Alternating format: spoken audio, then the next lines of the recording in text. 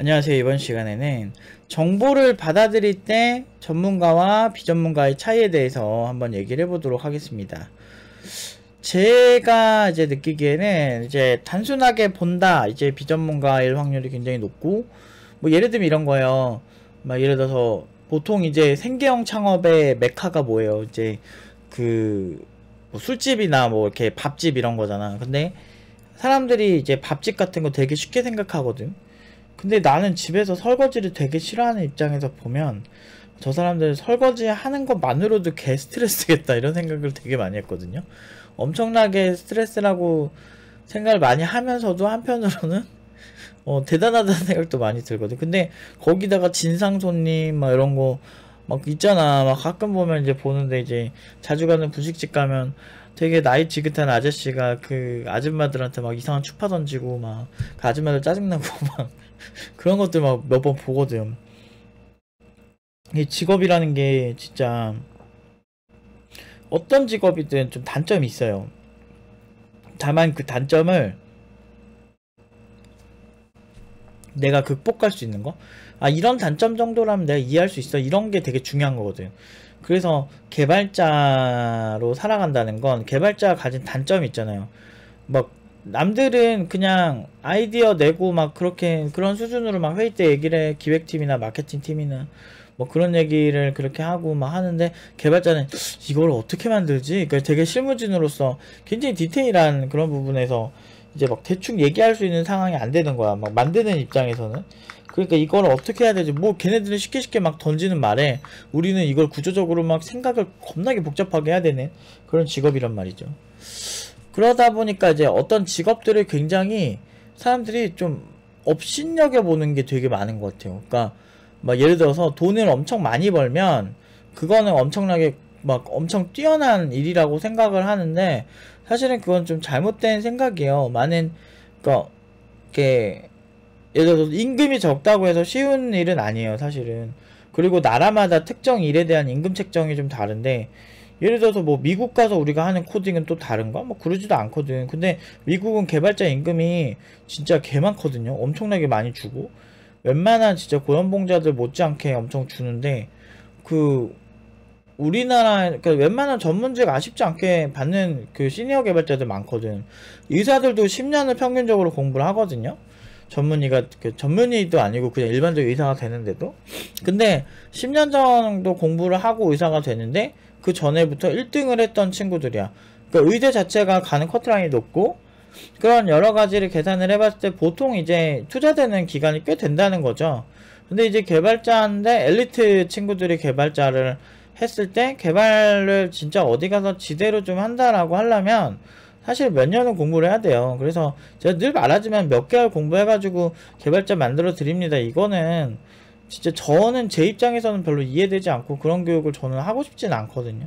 근데 이거는 뭐 학원 입장에서도 국비지원 시스템이 가진 한계점, 국비지원에서 지원할 수 있는 그런 한계점, 그리고 대중들이 원하는 너무 이렇게 쉽게 보는 거, 그러니까 식당 창업 당신에게 3일 만에 하게 해드리겠습니다 라고 하지만 진짜로 일본에 있는 핫도리 한조한테 배워가지고 그 장인한테 스시장인 지로한테 배워가지고 나오는 그 스시를 만들려면 과연 4개월 만에 될까?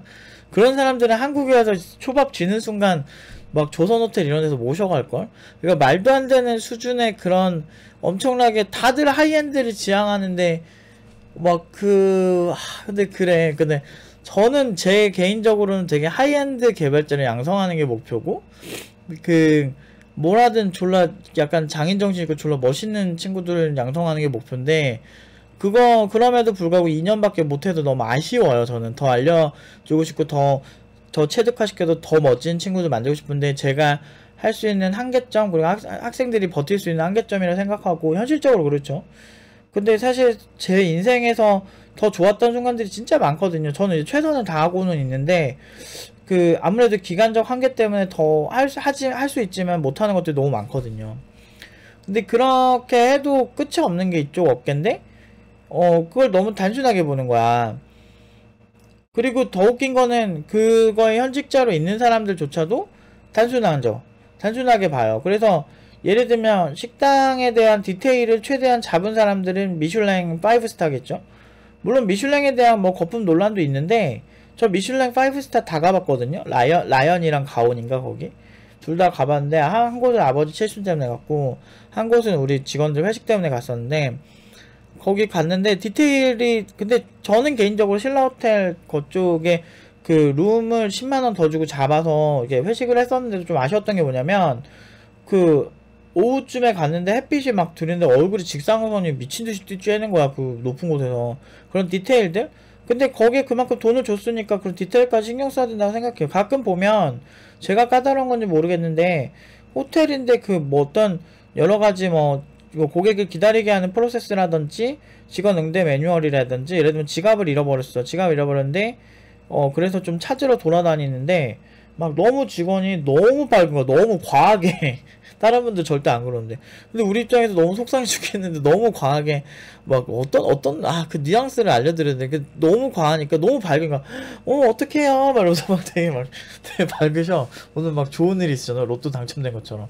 근데 막 그런 것들도 조금 아쉬웠던 부분도 있었고 막 이렇게 그런 거 있잖아요. 개인의 그 상대방의 감정 그게 안 되는 거야.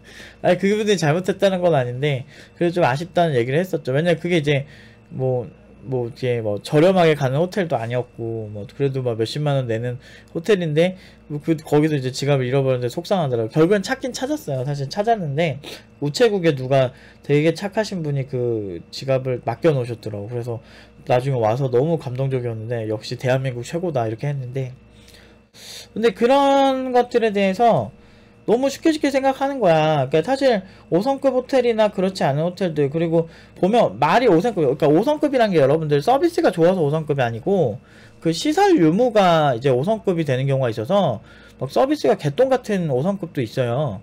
그래서 그러니까 5성급 호텔이면 서비스가 최첨단일 거 최고일 것 같다 이래서 5성급은 아니에요 사실은. 그래서 실제로 저는 여행 갔을 때도 굉장히 많이 호텔을 가보고 국내에서도 나름 유명하다는 호텔들을 좀 많이 가본 입장에서는 너무 수준 미달이고 막 가격대비 별로인데 너무 많아요 사실은. 오히려 4성급? 그런데 나은 데가 있어요. 5성급의 기준 제가 알기로는 그 스파의 유무 그러니까 스파 되게 서비스 좋고 되게 좋은데 5성급이 아니야. 그러면 이제 스파만 없어. 막 그러면 4성급이 된다든지 이런 식이에요. 스파 사실 몇 명이나 쓰겠나 싶은데 저는 그런데 많이는 안 가서. 근데 어쨌든 그 디테일들이 있어요. 어떤 결벽증 그러니까 저는 그런 걸 되게 멋있다고 생각하는 게 뭐냐면 예를 들어서 내가 결벽증이 있어요. 결벽증이 있는데 일반적인 호텔은 못 가. 근데 내가 돈이 많아. 그러면은 국내에서 제일 좋다는 호텔들을 가겠죠. 근데 거기는 일반적인 청소 방식이랑 다르게 해야 되겠죠. 당연히 돈을 많이 냈잖아. 자본주의가 진짜 무서운 게 뭐냐면 돈을 낸 거에 대한 정확한 서비스를 받으려는 사람들이 대부분이죠.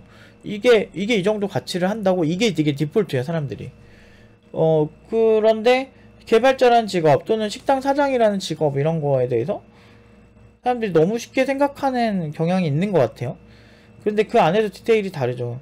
그래서 식당 창업 프랜차이즈 같은 경우는 그곳에 가서 이렇게 막 졸라 배워야 한 달 두 달 이렇게 배우고 그냥 바로 식당 창업하는 사람 되게 많거든. 근데 그런 사람들은 깊이감이 없죠 확실히. 그러니까 그러니까 어른들이 그런 얘기를 많이 했었죠. 저도 나이가 이제 어른이 되네요. 어른이네요. 그쵸? 아저씨 나이고 그러니까 그 입장에서 근데 완전 어른의 입장에서 얘기하기는 아직 좀 제가 어색한데 좀 만약에 더 저보다 나이 많고 막 그런 분들이 하는 얘기들 보면 이게 본인들이 못해서 그렇지 그 사람들이 하는 얘기들은 대부분 나름 그 실패의 쓴맛을 보고 하는 얘기들이라 배울 점이 있어요. 본인들이 그렇게 훌륭하지 않더라도 좋은 말은 할 수 있거든. 그 사람들이 그렇게 실행을 못하더라도 그런 얘기 하는 것 중에 하나가 보통은 이제 어른들이 그러죠. 아니 지금 아르바이트 할 때 차라리 공부를 해라 이런 얘기 하죠. 그러니까 왜 그러냐면 그 공부의 깊이감이나 그런 거에 따라서 오는 커트라인의 차이가 있는 거죠. 근데 저는 지금 대학에서 배우는 그런 것들 그런 특히나 컴퓨터 공학과적인 것들 열심히 하면 나쁘지 않을 수 있지만 너무 이렇게 공대보다는 좀 다른 걸 너무 많이 섞어놔서 한계점이 분명히 있다라고 느끼고 있고요. 그래서 부트캠프나 이런 것들이 굉장히 많이 생긴 거라고 생각해요. 사실 어떤 경우에는 대학교 4년 졸업했는데 코딩 하나도 못하는 친구도 진짜 많아요. 여러분 생각 이상으로. 난 교육기관 한 사람이고 그런 친구 정말 많이 오거든 우리는. 그리고 많은 교육기관에 부트캠프에 다 뭐 비전공자 막 그런 사람들만 간다고 생각하는 건 잘못 생각하는 거고요. 그 부트캠프에 그 가는 사람들 중에 보면은 막 전공자도 진짜 많아요. 근데 오히려 그 친구들이 4년 내내 배운 것보다 부트캠프에서 4, 5개월 배운 게 더 나은 면이 있으니까 걔네들도 그 학원에 가는 거예요. 그래서 그리고 취업을 하는 거고. 그런 경우 진짜 의외로 많아요.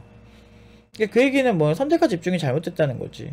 뭐 대학을 깐다, 뭐 교수를 깐다, 뭐 이렇게 하는데, 아니 근데 기술의 역사에서 기존에 있던 단점을 찾아내고 디테일하게 보는 거는 전문가들이 당연하게 해야 되는 거고, 저는 교육을 하는 사람이고 국내에서 가장 높은 연봉으로 모든 졸업생들을 보내는 사람이에요. 국내에서 정말 이렇게 높은 연봉으로 모든 친구들을 보내는 곳은 없어요. 연봉 5천 이상으로 누가 보내. 그런 전문가 입장에서 기존 교육업계를 비판을 한 건데, 또 권위주의에 쩌들어 있는 사람들은 네가 감히 교수를 깠다, 네가 감히 누구를 깠다 그러는데, 난 내 친구들 중에도 교수들 있고 내 아는 사람들이 교수도 엄청 많아요. 교수들도 비판을 받아야죠. 그 사람들도 전문가인데. 그 사람들의 기본적인 그 역할 중 하나가 연구랑 학생들을 가르치는 건데, 그러니까 교수라고 하죠. 그런데 그 결과들, 지금 처참한 결과 보세요. 그리고 이게 제 혼자 얘기한 게 아니고, 심지어 서울대 그 컴퓨터 학과장 그 교수님도 그런 얘기를 하셨죠. 지금의 교육은 위험하다라고 얘기를 하고 있고, 이거는 사실 현장에서 이런 걸 가장 많이 지켜보는 교육 하는 사람 입장에서는 너무나 할 수 있는 얘기잖아. 내가 뭐 하루 이틀 했나? 나 17년 했어. 웬만한 교수들보다 오래 했어요. 웬만한 교수가 되려면 보통 30대 중반 이후에 이제 제일 이제 짜바리 교수가 되는데, 그 교수에서 이렇게 올라가서 만약에 30대 중반에 17년을 만약에 교수를 했잖아요. 그러면은 거기서 몇 살이야? 거의 한 52세 정도 되는 사람의 노하우가 있는 거야. 30대 중반에 교수 된 분들에 비해서. 엄청 많죠. 그러니까 나는 심지어 뭐 실제 실무에서 많이 그런 접한 사람이니까. 그래서 내가 그런 걸 지적을 하는 거고, 왜냐면 비판적으로 디테일하게 그 업계의 특성을 관찰했으니까요. 그러니까 전문가란 얘기를 당당하게 할 수 있는 거고, 그러니까 쉽게 창업하고 쉽게 뭐 개발자 되고 이런 거에 대한 부작용에 대한 계산은 안 해요. 일단 저질러 보는 거죠. 근데 그거 나쁜 습관은 아니에요. 일단 뭐 트라이 해보는 거 굉장히 멋진 습관이긴 한데요. 한편으로는 너무 이렇게 무모하지 않나? 라는 생각도 들어요. 그러니까 결국에는 제가 피부과 시술이나 뭐 그런 거 이제 여드름 흉터가 막 깊게 파인 게 어렸을 때 있어가지고 막 그런 것도 이제 알아보니까 내가 알아보기에 따라서 가격이 낮아지는 거예요. 임플란트만 해도 막 제가 그 동네에서, 물론 동네 그분 같은 경우는 임플란트 전문이세요. 그 보철과 전문이라서 그분은 프리미엄이 붙는 게 맞죠. 근데 일반적인 그냥 다른 그런 곳도 전문 의도 아닌데 막 돈을 좀 많이 부르더라고요. 120만원 이렇게 부르더라고요, 임플란트를. 근데 제 개인적인 생각으로는 그렇게 하기에는 너무 비싸다는 생각이 좀 들었었거든요. 근데 원래 이런가 보다 뭐 싶기도 했죠. 그래서 임플란트를 하려고 하다가 우연히 좀 그 인터넷에 좀 검색을 해봤어요. 근데 그 가격대가 좀 낮은 데가 있는 거야. 한 55만원까지 하는 거예요. 근데 임플란트의 그 퀄리티는 또 똑같아요. 같은 회사에 나오는 같은 제품이니까. 뭐 오스템 임플란트, 뭐 디오 막 이런 데서 나오는 거 있는데, 근데 더 웃긴 건 더 알아보니까 더 싼 데가 또 있더라고. 제가 이제 시술하면서 알아보니까. 그러면서 제가 느낀 게, 야, 이런 게 정보를 좀 알 필요가 있구나. 뭘 하든지. 그래서 요즘은 그게 또 그렇게 어려운 것도 아니니까. 그래서 사실 뭐 어떤 시술할 때 미리 유튜브에서 부작용이랑 뭐 이런 거 다 볼 수 있잖아요, 요즘은. 그거 의사들이 직접 나오니까 신뢰도도 굉장히 높고, 그 본인들이 직접 전문성을 가진 사람들이 그 얘기를 하니까. 근데 이제 그런 사람을 보면서 제가 느낀 게, 개발자들도 그런 게 되게 필요하다고 생각을 해요. 이제 개발자스럽다라는 게 자꾸 이제 하나로만 결부되는 게 너무 안타까워요. 그러니까 호텔만 가도 각각의 호텔마다 가진 스타일이나 컨셉트나 매뉴얼이 또 다르거든요. 각 그 계열마다 또 다르고, 호텔들도. 근데 사실 스타일이 다른 거죠. 매력이 다른 거지. 사람이 천편일률적으로 한 가지 매력만 가지고 그런 사람들만 존재한다면 그것도 또 별로라고 생각을 하는데, 이게 사실 매력적인 사람, 어떤 사람은 귀엽고 어떤 사람은 뭐 되게 섹시하고 뭐 이런 게 이제 별도의 다른 매력이잖아요. 그런 것처럼 저는 이런 어떤 개발업계에서 좋은 개발자라고 하는 거를 다양하게 해석해 볼 필요가 있다라고 생각을 해요. 그래서 저는 뭐 많은 사람들이 대기업 좋아하고 네카라쿰의 당토 이번에 뭐 직방까지 하면 되게 괜찮은 것 같아. 당토 직 이렇게 되려나? 잘 모르겠다. 근데 아무튼 직방도 뭐 연봉 높게 치고 막 이런 걸 제가 보면서 그러니까 이거 되게 뭐 괜찮네 이런 생각도 들어요. 개발자 돈 많이 받으면 좋으니까. 근데 그것만이 정답은 아니라는 거죠. 그러니까 많은 사람들이 이제 그런 것만 정답을 생각하는데, 중요한 건 지 혼자 그런 생각을 하면 되는데, 그런 사람들의 특징이 다른 사람들한테 강요를 해요. 그러니까 이것만이 정답이어야만 해 라는 거죠. 그러니까 굉장히 권위적이고 굉장히 무례한 건데, 그런 얘기들을 아무렇지 않게 온라인에서 하죠. 사실 스타트업에 가든 어디에 가든 고연봉 받고 그 사람이 만족하고 그 사람이 존중받고 살면 그게 최고잖아요. 근데 모르겠어요. 그러니까 제가 연봉 5천으로 네이버 카카오랑 동일한 연봉으로 초봉으로 이제 보냈더니, 그거에 대해서 이제 뭐 상여금이 다르잖아 이러면서 어떻게든 막 정신승리 하는데, 근데 뭐 상여금 이런 거 떠나서 막 코인 받아가지고 더 대박난 친구도 있거든. 그런 친구들 뭐 얘기를 하면 뭐 저도 할 말은 많은데, 아니 그렇잖아요. 근데 뭐 본인들이 만족하고 이직하려면 얼마든지 노력해서 할 수 있으니까. 근데 뭐라도 일단 개발을 잘한다는 본질에서 벗어나지만 않으면 사실 상관은 없거든요. 그래서 근데 그런 거에 대해서 너무 하나의 그런 걸 가지는 거죠. 근데 전문가는 거기서 이제 디테일을 잡는 거야.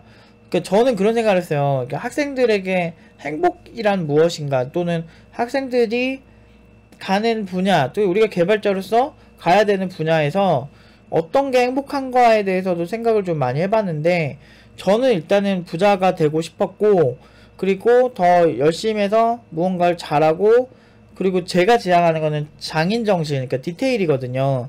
그 모든 거에서, 그러니까 팀노바에서 이렇게 보면, 팀노바의 코칭 방식은 1대1 코칭 방식이에요.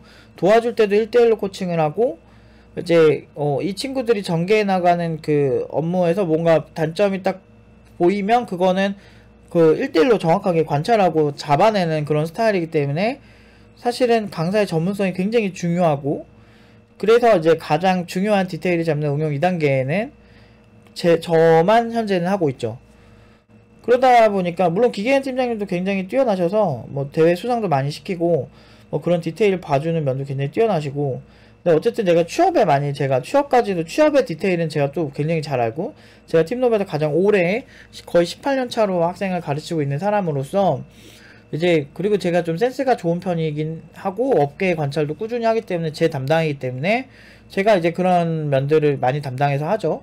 그러다 보니까 응용 2단계를 저만 하게 됐는데, 이런 여러가지 디테일들 있죠. 시장에 대한 디테일들이나 이 사람들이 육성해 나가는 그런 많은 것들이 다 전문가적인 거예요. 그러니까 이런 거를 어느 정도 이렇게 따라오려면 굉장히 많은 노력이 필요하고, 그러니까 제 인생을 갈아 넣은 거죠. 그냥 말로만 그렇게 하는 스타일이 아니에요. 보통 제가 뭐 말을 잘하는 편이라 사람들이 옛날에도 막 그런 얘기 많이 들었었어. 뭐 말만 그럴듯하게 하는 개발자 아니냐 이런 얘기 많았는데, 저는 항상 결과로 말씀을 드리고 있죠. 그러니까 오히려 그것 때문에 더 평가절하되는 느낌, 말을 잘해서. 그런 느낌이 좀 있었어, 개발자 시절에도. 근데 일 잘 끝나면 그때 신뢰를 굉장히 많이 하시더라고. 그 이후에는 굉장히 좋아하시는데, 처음에 좀 그런 선입견이 많이 있으시죠. 근데 이런 디테일한 성향이 좀 타고났다고 하는데, 근데 그게 멋있는 것 같아요. 그래서 일본 장인 문화를 되게 좋아하는 것 같아요. 그 200년 된 료칸 같은 데 가면 막 그 나무에서 나오는 그런 것도 너무 좋아하고, 우리나라에서도 이렇게 뭐 전통을 제대로 지켜가면서 역사적으로 깊이 있게 이렇게 해나간 것들 되게 많았으면 좋겠는데, 안타깝게도 전쟁이나 이런 많은 것들로 인해서 많이 소실이 됐죠. 근데 일본은 그런 게 되게 많이 유지되는 경우가 많아서 그런 것들 볼 때마다 부러울 때가 좀 있어요. 우리나라는 길어야 뭐 50년, 60년 된 데가 좀 그나마잖아요. 그쵸, 뭐. 빵집도 태극당 이런 데가 그나마 좀 오래됐고, 뭐. 그런 거라서 좀 아쉬워. 좀 그런, 좀 깊이감 있는 거를 좀 그런 게 좀 존중받아는 세상에서 살고 싶은데, 음, 더 열심히 해야 되겠죠. 열심히 해야 되는데, 이제 개발자도 마찬가지예요. 저는. 개발자도 내가 이 분야에서 이런 디테일은 되게 명확하게 가지고 있다 이런 것들이 있어야 되는데 그 대부분은 조금 그런 사람들이 많은 것 같아. 그러니까 어떤 무언가를 그냥 쫓아가려고 적당히 쫓아가려고 하는 개발자가 진짜 많은 것 같아요. 근데 굳이 그럴 필요 없거든요. 근데 국내에서도 되게 훌륭하게 오픈소스 같은 거 전개하시는 분들도 많지는 않지만 그래도 유명한 세계적인 그런 걸 만드신 분들도 있고 뭐 사실 얼마든지 할 수 있거든. 나는 한국인들의 저력이 그런 것 같아. 뭔가 되게 으쌰으쌰하는 그리고 뭐 근면성실한 것 같아요. 그래서 지금 1970년대만 해도 우리 완전 개그지였는데 그 70년대 이후로 북한이랑 정말 크로스 교차가 딱 되면서 물론 박정희 대통령이 여러 가지 이제 뭐 논쟁은 있지만 굉장히 능력적으로는 굉장한 사람이에요. 사실 굉장히 뛰어난 사람이고 많은 경영학 서적에서도 굉장히 한국의 성공 사례를 소개하는데 그 시대는 누구든 떡상했던 시대는 아니고 뭐 필리핀 같은 경우 또 베트남도 막 그런 얘기 많아요. 뭐 베트남 월남전에서 월남이 진 이유가 뭐 그 어떤 경제적인 타락 뭐 그런 것들도 되게 많았다는 얘기도 많아요. 이번에 미군이 철수한 그 나라 어디였지 기억이 안 난다. 아무튼 그 나라 같은 경우도 이제 미국에 그냥 의지하고 막 이렇게 그렇게 하다가 미국이 이제 빡쳐가지고 이제 나온 막 그런 것들. 그러니까 이게 국민성 자체 인간 자체가 그냥 뭐 어디 이렇게 가만히 있다고 성장하는 그런 스타일은 아니거든. 그래서 우리나라도 꽤 그때부터 급성장을 하기 시작해서 원래는 북한이 훨씬 잘 살았는데 성장해서 지금까지 일어나면서 그때부터 뭐 빨리빨리 정신이나 그런 게 되게 많이 발달했는데 확실히 어떻게 보면은 독일이나 이런 장인 정신이 많이 발달한 독일이나 뭐 마이스트로 뭐 이런 거 자체가 다 독일에서 나온 개념이죠. 뭐 이태리나 뭐 이런 특정 분야에 있어서 막 디테일한 그런 거 굉장히 잘하는 그런 시장들을 보면은 확실히 확실히 다르죠. 그래서 명품 브랜드도 뭐 캐시미어 같은 거 뭐 몽골 캐시미어 같은 거를 막 해요. 되게 좋거든요. 캐시미어 중에서도 최고급으로 치는 게 대부분 이게 몽골리안 캐시미어 쪽이거나 아니면 이태리의 원단으로 되게 유명한 있어요. 되게 유명한 있어. 양복 정장하면 제일 비싼 거 있어. 브랜드 있거든요. 캐시미어 베이비 캐시미어라고 어린 캐시미어의 수염털만 이렇게 사사사살 해서 만들었다는 겁나 비싼 조연아 씨가 예전에 입었던 1억짜리 코트 막 그걸 만든 데가 로르피아나 맞아. 로르피아나랑 또 한 세 곳 있어. 되게 유명한 데가. 근데 로르피아나나 이런데 완전 그런 거 빼고는 웬만한 그래도 고품질의 캐시미어면 몽골이거든. 그래서 우리나라도 고비 캐시미어 뭐 이런 거 되게 있거든.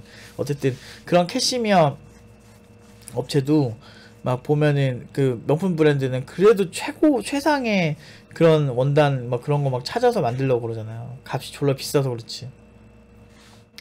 그리고 거기에 있는 디자인적인 디테일이나 뭐 아이디어나 뭐 이제 옷 만드는 것도 보면은 이제 공장 같은 데서 이제 알아보잖아요. 그러면은 이제 공임이 완전 달라요. 오래가는 옷과 그렇지 않은 옷. 그러니까 어떻게 하냐면 여러분들 막 코스나 아르켓 같은 이렇게 좀 어느 정도 이제 퀄리티가 좀 이렇게 되는 스파 브랜드 옷이랑 그냥 적당히 만드는 스파 브랜드 옷이랑 공임을 보면 차이가 되게 커요. 그러니까 동대문 옷 중에 퀄리티 좋은 옷들 말고 대부분 싸게 만들거든. 그러면은 옷을 입으면 막 목이 늘어난다든지 이런 게 되게 심하거든요. 근데 좀 괜찮은 브랜드 옷을 사면요 빨아도 변화가 별로 없어요.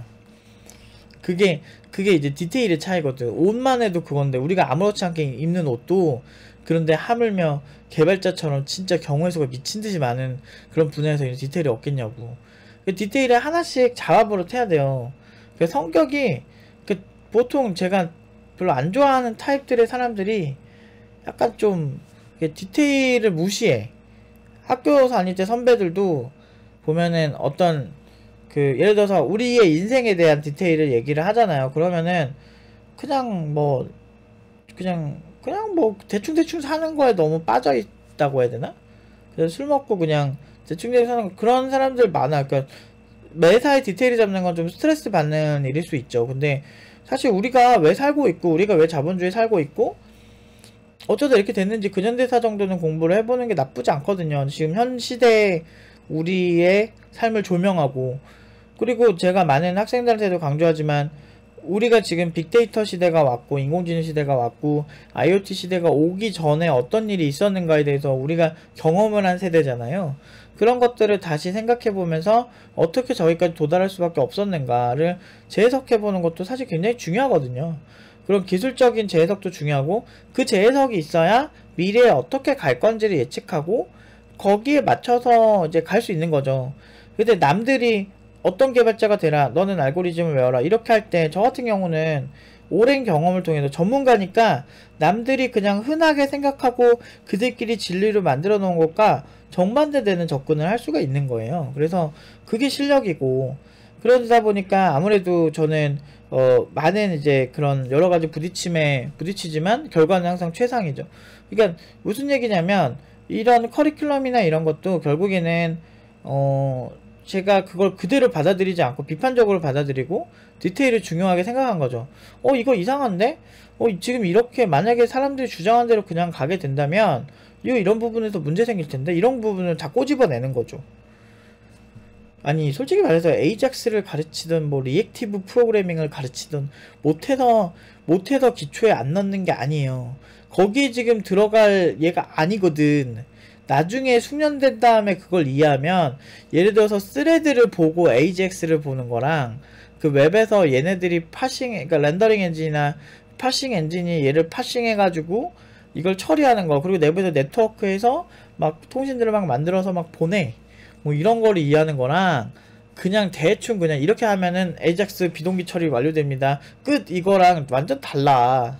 많이 달라요. 그 동작을 이해하고 보는 거랑 그 운영체제랑 스케줄링 개념에 대한 그게 어떻게 맞아 떨어지는지를 알고 보는 걸 완전 다르다고요. 진짜 그게, 근데 중요한 건 이제 얕은 레이어로 그런 거를 보니까 거기서 이제 수준 차이가 나오는 거죠. 그러니까 아무리 뭐 까고 싶다고 해도 깔 수가 없는 게 연봉이 이미 증명을 해주잖아요. 그렇지, 어떤 결과가 사실 되게 중요하거든. 어쨌든 참 이런 생각들이 발전을 하게 만드는 것 같아요. 무언가를 잘한다는 거, 무언가 긍정적이고 뭘 하든 좋은 방향으로 간다는 건 결국엔 비판적인 부분들, 물론 긍정적인 거, 긍정적인 마인드, 난 잘 될 거야 라는 마인드는 항상 가지고 계셔야 되고, 그런 마인드가 있지만 그렇다고 해서 매사에 그냥 다 좋아 이렇게 하는 게 아니고, 일하는 거에 있어서는 디테일도 잡고 전문가적인 비판적, 그러니까 비난적인 게 아니고 비판적으로 이런 부분 이렇게 개선하면 좋은 점이 있지 않을까, 이런 부분 생각하라는 거지. 그런 방식으로 이제 개발 공부를 하면은 여러분들이 당연하게 생각하던 그런 것들에 대한 공부 포인트를 잡아낼 수가 있어요. 나는 사실 많은 사람들이 초보자일수록 뭘 공부해야 될지 모르겠어 이런 얘기 많이 하세요. 나는 그게 진짜 무지에서 나온다고 생각을 하거든요. 디테일하게 생각해보고, 그 본인이 당장 지금 system.out.println 뭐 이런 거 있잖아. 뭐 printf 아니면 echo 막 이런 거를 찍는 게 어떤 원리로 찍히는지에 대해서 설명해보세요 라고 하면 몇 명이나 설명하겠어. 그런 것부터 의문을 가지세요. 그게 핵심이에요. 그걸 비판적으로 보고 디테일하게, 그런 공부 포인트가 잡히잖아. 공부하면 되지. 근데 이게 돈이 될지 안 될지 모르겠어요 이렇게 생각하시는데, 그렇게 단순하지 않아요. 이게 다 그거에 대한 공부가 나중에 돈이 되는 공부랑 연결되는 경우가 많고, 그걸 도와주는 경우가 많아서 더 빠르게 습득하는 도움이 되거든요. 그래서 뭐든 일단 하세요. 뭐든 일단 하시고, 개발과 관련된 거 다양한 거 하시고, 그러면은 자연스럽게 흥미도 생기고 성취욕도 생기고, 그러다 보니까 성취감도 생기고, 그러면서 굉장히 좋아하는 거예요. 그래서 실패를 반복하는 게 결국에는 성공이 되는 것처럼, 이게 우리가 공부하다가 좀 힘들고 하는 것도 일종의 실패라고 볼 수 있고, 내가 이게 맞다고 생각하는데 생각해보니까 그게 잘 안 돼. 알고 보니까 그게 아니었어. 이런 것도 사실 공부해보면 아주 작은 실패들이거든요. 그리고 뭐 디버깅 하는데 잘 안 돼. 이런 것도 실패죠. 그런 것들 여러분들 디테일 잘 잡으시고 계속 이렇게 하다 보면은 잘 돼요. 그게 없으면은 오히려 버그 처리 못 해요. 뭔가 그 버그 숙련된 개발자들이 버그 잘 잡는 이유는 그냥 그거 비슷한 경험을 졸라 많이 해봤기 때문이야. 나도 그런 거 있어요. 예를 들어서 내가 타입스크립트를 계속 한다? 그럼 타입스크립트 처음에 개똥을 싸요. 그러다가 한 2, 3개월 지나 그러면은 거기서 할 만한 되게 보편적인 그런 버그는 다 경험을 해보거든요. 오류나 문법적인 실수는. 그러면은 동물적인 감각으로 그걸 잡아내는 경향이 생기는 거예요. 그러다 이제 파이썬 하잖아. 파이썬도 처음에는 또 똥 싸다가 나중에 레퍼런스 많이 생기고 여기서 좀 문제가 생기고 많아지면 또 이제 달라져. 그러니까 어떤 언어 하든지 이 패턴을 제가 뭐 직간접적으로 작업하고 뭐 경험하고 프로로서 썼던 언어는 한 15개는 되는 것 같아요. 근데 그게 막 대단한 게 아니야. 언어 갖고 제발 막 좀 막 레벨 나누지 마. 진짜 초보자들이나 그러지. 진짜 다들 천상계가 딱 따로 있는 건 아니지만 진짜 졸라 잘하는 사람들 입장에서 언어 막 6, 7개 하는 건 당연한 건데 또 이런 얘기하면 또 뭐라 하는지 알아? 아 진짜 6, 7개야 잘하는 개발자야 이렇게 하는데 아니고 그냥 자연스럽게 하다 보면 필요하면 하게 돼요. 내가 내 하나의 플랫폼에만 갇혀있지 않으면. 그건 다음에 한 번 더 얘기를 하도록 하겠습니다. 아무튼 오늘은 여기까지 말씀드리도록 하고 새해 복 많이 받으세요. 갑자기 뜬금없이 새해 복 많이 받으세요. 새해 복 많이 받으세요. 새해에도 저는 이제 또 코딩을 하러 갑니다. 아무튼 굿럭. 여기까지 하겠습니다.